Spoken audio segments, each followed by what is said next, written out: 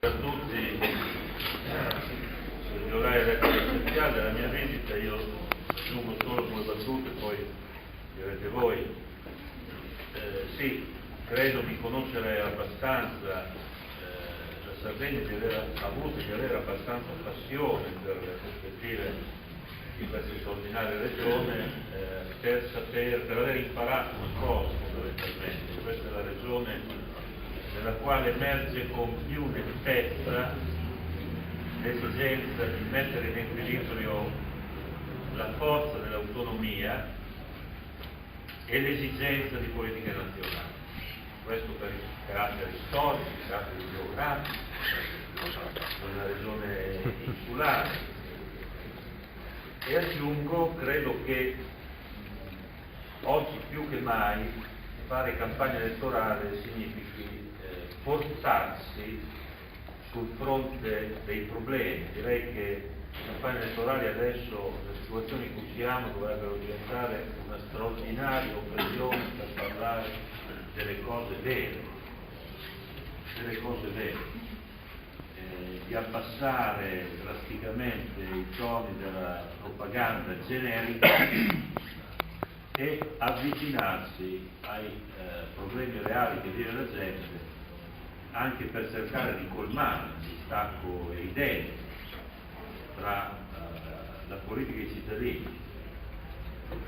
Questo è l'obiettivo che ci diamo, che voglio cercare di interpretare in questa visita, cercando di sottolineare un punto, già Silvio lo diceva. Noi siamo in una situazione difficile nel Paese, ma non tutte le situazioni sono uguali. Quel 44% cui faceva riferimento Silvio corrisponde a un 28-29% nazionale, il quale 28-29% corrisponde a situazioni come quelle della Spagna, per esempio. Il 44% corrisponde a situazioni come quelle dell'Italia. Quindi siamo in un universo che ha una straordinaria e difficile particolarità. Un universo nel quale la parola lavoro deve emergere con grande forza. Qui adesso non mi dilungo, poi ne parleremo nei singoli appuntamenti. Sapete, la critica più forte che ho fatto a questo governo sta attorno a questo punto,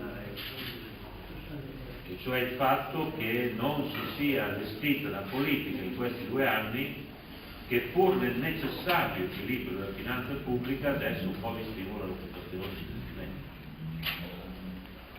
Nessuno di noi vuole portare il paese in Grecia.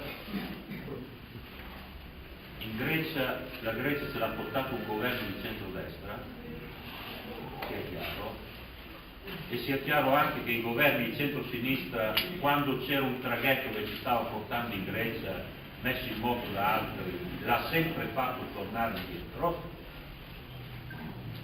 L'accusa che facciamo è di aver lasciato correre la spesa corrente, aver lasciato correre la diminuzione delle entrate fiscali e aver fatto diminuire gli investimenti, non aver fatto una politica per l'occupazione e per il lavoro. Questo è il punto di critica principale che confronto al governo in tutti i sensi. E vorrei che dalla Sardegna venisse questa critica e suonasse ancora più forte, perché siamo nei luoghi principali di questo dramma. Questo è un po' il punto che sottolineerò, questo